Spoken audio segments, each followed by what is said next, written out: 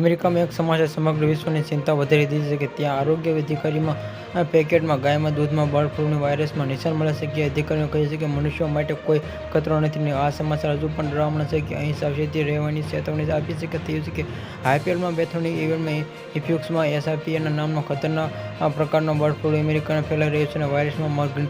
મરઘીઓની સાથે ગાયોનો પણ ફેલાયો છે અને માણસને પણ તેનો ચેપ લાગ્યો છે પરંતુ તેમાંથી માત્ર હળવા લક્ષણો હોવાથી એક મોટો અભ્યાસ દરમિયાન યુએસમાં ફૂડ વિભાગ ડ્રગ એન્ડિસમાં એફડીએમાં શોધી કાઢ્યું છે કે ચેપમાં પ્રાણીઓમાં દૂધમાં પ્રોસેસ સિસ્ટમ અને સ્ટારમાં વેચતા દૂધ પેકેટમાં પણ વાયરસના નિશાન હાજર હતા અને વર્લ્ડ હેલ્થમાં એગ્રોની અને કહ્યું છે કે તાજેતરમાં જ બીમારી પ્રાણીઓમાં કાચા દૂધમાં H5N1 નામનો બર્ડ ફ્લૂ મોટી માત્રામાં જોવા મળ્યો છે કે પહેલીવાર ગાયમાંથી માણસમાં ફેલાયો છે. તાજેતરમાં અમેરિકામાં ટેક્સાસમાં કેટલીક ગાયોને બર્ડ ફ્લૂનો ચેપ લાગ્યો હતો અને ડેરી ફાર્મમાં કરતા વ્યક્તિઓમાં ગાયોની દેખરેખના કારણે આ રોગ થયો હતો. બર્ડ ફ્લૂમાં એગ્રોનિકને કહેવામાં ચિંતાનો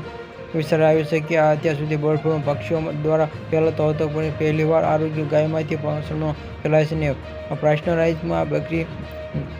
પ્રક્રિયામાં વાયરસને મારી નાખે છે કે આ અમેરિકાના ફૂડ ડ્રગ અને એન્ડીએમએ કહ્યું છે કે આ પાસ્ચરાઇઝની પ્રક્રિયાને બર્ડ ફ્લૂ જેવા વાયરસને મારી નાખશે અને તેથી આવું દૂધ પીવું સેફ છે. Subscribe my channel.